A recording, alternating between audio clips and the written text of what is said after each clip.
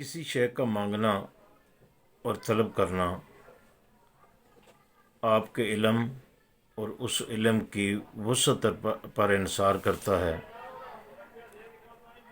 کم علم محدود ذہن والا عین ممکن ہے کوئی ایسی چیز مانگ رہا ہو جو اس کے لیے موزوں نہ ہو،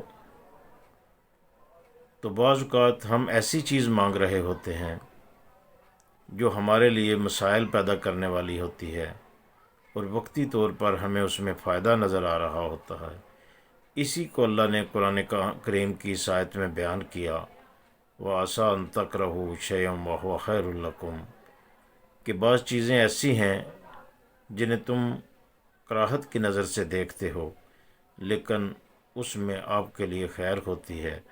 وَعَسَىٰ أَن تُحِبُّوا شَيْئًا وَهُوَ شَرٌّ لَكُمْ، اور بعض چیزیں ایسی ہوتی ہیں، بعض کام ایسے ہوتے ہیں جن سے تم محبت کرتے ہو لیکن ان میں تمہارے لیے شر چھپا ہوتا ہے۔ وَاللَّهُ يَعْلَمُ وَأَنْتُمْ لَا تَعْلَمُونَ، یہ کیوں ہوتا ہے؟ یہ اس لیے ہوتا ہے کہ اللہ جانتا ہے اور تم نہیں جانتے۔ تو ہمیں اللہ کی تقدیر پر راضی رہنا چاہیے۔ دعا کرنی مقصود و مطلوب ہے لیکن اللہ کی تقدیر پہ شکوہ کناہ نہیں ہونا چاہیے بلکہ اس کی تقدیر پہ راضی ہونا چاہیے۔ انسان کی مثال بسا اوقات اس بچے جیسی ہے کہ جو ایسا کھلونا سمجھ کے ایسی چیز مانگ رہا ہے جو اس کے لیے انتہائی نقصان دہ ہے۔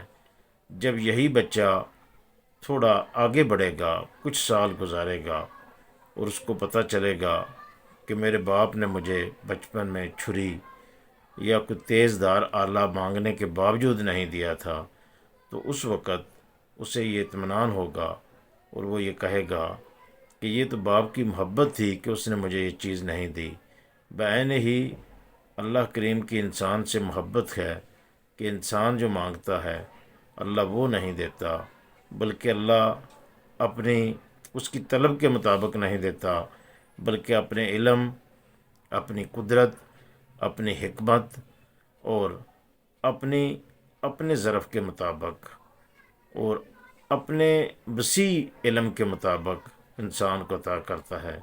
انسان کی طلب کے مطابق نہیں دیا جاتا بلکہ دینے میں، عطا کرنے میں اللہ کی حکمت، اللہ کا علم، اللہ کی قدرت اور مستقبل بینی اور اس انسان کی تقدیر کو جاننا، یہ تمام چیزیں شامل ہوتی ہیں، پھر اس کو عطا کیا جاتا ہے۔ مثلا